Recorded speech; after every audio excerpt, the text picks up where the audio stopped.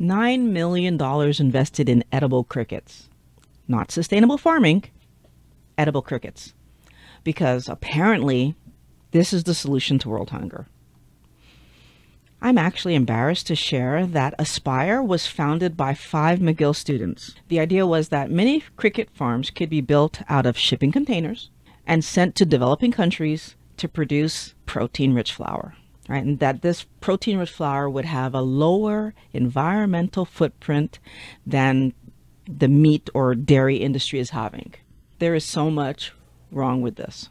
Welcome to The Road to Health. I'm Violet, and this channel is about getting healthy using keto and carnivore diets. Those are animal-based diets, and often I'm defending the idea that plants are optional. Well, today, I got a curveball. I was watching some videos, and I found this video. I honestly feel like he got me. He pulled me in. This is propaganda. However, he was talking about this bug protein stupidity, and when I went to look it up to see if it was actually real, I was shocked to find out it's real. So I'm making this video because although this is a trolling scenario, this really happened. Back in 2022, Agriculture and Agri-Food Canada actually invested $8.5 million into building a commercial facility to produce cricket protein. So it will produce apparently 13 million kilograms of edible cricket per year, compared to the average farm in Quebec produces about 820,000 kilograms of beef per year. So it's producing a lot more protein, a lot more bugs than a normal. So I'm shocked that they first of all can produce that much bugs. Obviously, it takes longer to grow a cow than it takes to grow crickets. So I do understand why they would produce so much more crickets than we can produce cows per year. But there's still a problem here. So to be clear on my stance on where I am in this story, I want to share that I healed my joints in just 3 months eating a keto diet. I lost 80 pounds in just 5 months on that same keto diet. I've maintained my weight, so that 80-pound loss, for 7 years. Animal protein has been central to my success, Wellness Warrior. So when I'm looking at this, I'm trying to understand what are they proposing for the world with this cricket protein stuff. On the one hand, it's impressive that 5 McGill students won $1 million, right? This Huts Prize from the Clinton Global Initiative back in 2013. I'm totally proud of that because, well, I went to McGill and I'm proud of that. And what did they do? They looked into our history to find a solution for our present day situation. And apparently we have evidence that 9,000 to 3,000 BC, our ancestors ate bugs right alongside meat. And fast forward to today, there are still 113 countries that practice eating insects. So crickets are among the insects that they eat. They still practice it all the way till today. But I want to ask the question, does that actually mean that crickets are the healthiest source of protein and the solution to our lack of food world problem that we have? I don't know that that's the answer, but it's not up to me to decide. I wanted to just share my thoughts with you though, because a lot of questions came to me. Like, first of all, I was really looking up, did this happen? Because I wanted to know, why did it happen? Why did Canadian Agriculture give this company, Aspire, $8.5 million? And it turns out it was because apparently developing countries eating crickets would be more sustainable and have a lower environmental impact than conventional livestock. This is about finding a greener way to feed people and reduce the environmental footprint of food. I cringe when I say that crickets are food. I just want to point that out to you. So, what is cricket protein? And what they're really doing is they're growing a bunch of crickets, and then their plan seemed to be to turn them into flour so that they can make crackers and protein bars and pasta and basically find ways to get more protein into people. Apparently, they figured out ways to make burgers and hot dogs out of them. I want to first point out that the things that they look to make first sound to me like the fun things that people tend to eat that cause them to be overweight. Just pointing that out. But I do understand that they need to figure out what they can make that looks like food that would help people to eat them. Flip side of the coin, though, when we're talking about the fact that we are doing this in a country that doesn't have food at all, the new question is, if I don't have any food, am I really fussed about what the packaging of my food is? These are question marks. Again, I'm throwing it out there. I want people to start thinking about what we're doing here. And why do these foods look like our foods, not like the food of the country we're going into? Question marks. The good thing that I did read is that cricket protein is actually a complete protein. That means it has all 9 amino acids that humans need. So that's a great thing. I feel like at least the McGill students found an insect that would give the people what they need. Unfortunately, though, there's a few problems with crickets' high protein content, because they do have a great high protein content that can possibly cause overnutrition.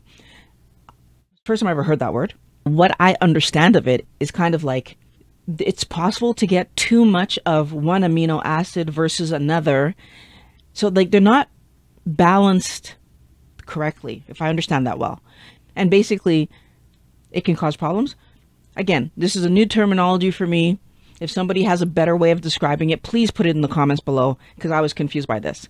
The other thing, though, that I did get was that there's too much carbohydrate in crickets, which also we know that carbohydrates cause health problems.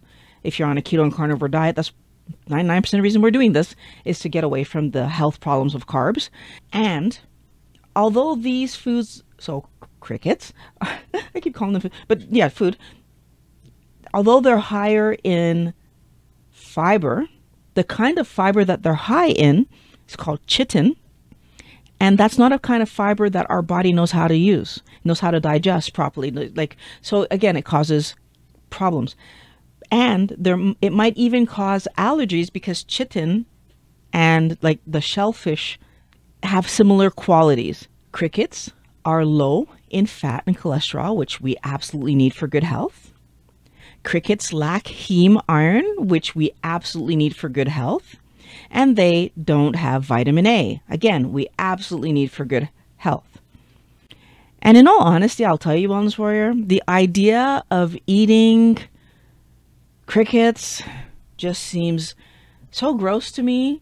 Even if it's a powder, I want nothing to do with it. Which leads me to another concern that I have. How often are there things in our food that are labeled in a creative way so that we don't really know what it is? And now my big concern is that if I were to ever have processed food again, which I don't see happening, but this could be a concern for some of you, that the protein that they're talking about might be cricket protein. And we just aren't told because they find a creative way to label it. That kind of grosses me out. When I was inflamed and I was suffering because I actually believed the doctors and nutritionists who told me that cereal, vegetables, and fruit were healthier than a fatty steak, I honestly thought I would never solve my pain issues. And then I found keto. So, a meat-based diet. That means I was eating meat with the fat still attached. And keto helped me to heal my body. So much so that in the last year and a bit, February last year, I actually switched to a complete carnivore diet. As I learned from Dr. Eid, the nutrition profile of animal foods, meat, fish, poultry, eggs, are complete and exactly what a human needs. Right? Like, there is no need to eat anything else. I'm so happy to know that, because I get to feel like this. You can feel the same way, but we need to understand what's important. So going back to this story, because I absolutely understand the need to feed the planet. The question is cricket protein really the answer? Because just because it takes up less land and water than conventional livestock, if that's even true, what they could have done, Wellness Warrior, they could have taught regenerative farming, right? What would have happened if they, rather than this cricket idea, went and showed them how to use, so to raise livestock and move them around strategically so that their land replenishes, and then they can grow vegetables that are healthier, hopefully, and raise animals and take care of themselves.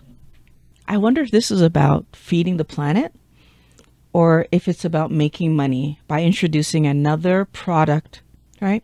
Because shouldn't we be trying to feed people the healthiest possible food to help them heal their bodies? And shouldn't we be doing it in a way that protects the planet by the animals that can eat plants and then place the nitrogen and all the chemicals back where they're supposed to be, because that's what happens when they eat and then eliminate, and then we eat them and we eliminate. Like, I'm completely confused by this whole situation, because at the end of the day, those bugs that we're sending across the world to feed the world need to be fed. Where's that coming from? Aren't we growing something to feed those bugs? And what does that cost the planet? Right? There's 13 million kilograms of bugs that they're going to grow per year. That's a lot of food that they will need to feed those bugs. How much does it cost to grow that food for the bugs? In terms of like cost to the planet, I'm talking about now. And then add to that, what about the temperature that they need to control to grow crickets? How much is that going to cost the planet? How are they heating those facilities that they're going to build, all those little mini facilities they're going to build all over the place? I think this topic is more complicated than is being suggested. Now, I would have loved to have seen our government spend that $8.5 million to teach sustainable livestock farming to these developing countries.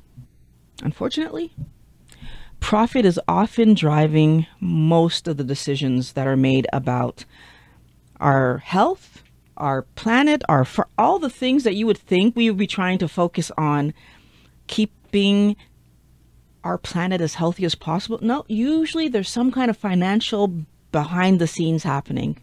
And I wouldn't be surprised if that's what's going on here today.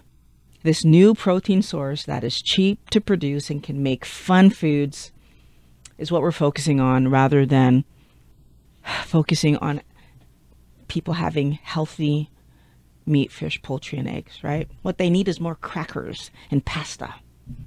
No, what they actually need is fatty meat. That's what's going to heal them the fastest. One of the things that we do know is that as soon as we process a food down, especially down to a powder, we've stripped away what nature intended. Those cultures, those 113 countries that continue to eat insects, right? They're frying them, they're roasting them, they're adding them to the pot with other ingredients the way nature intended. What do you think about this investment that Canada made? Would you eat cricket protein? Let me know in the comments below. And then you're going to want to watch this video about how protein, animal protein, impacted my health. It's the reason that I switched to carnivore. So it's the first pinned comment, so you can leave your comment first and then click on it.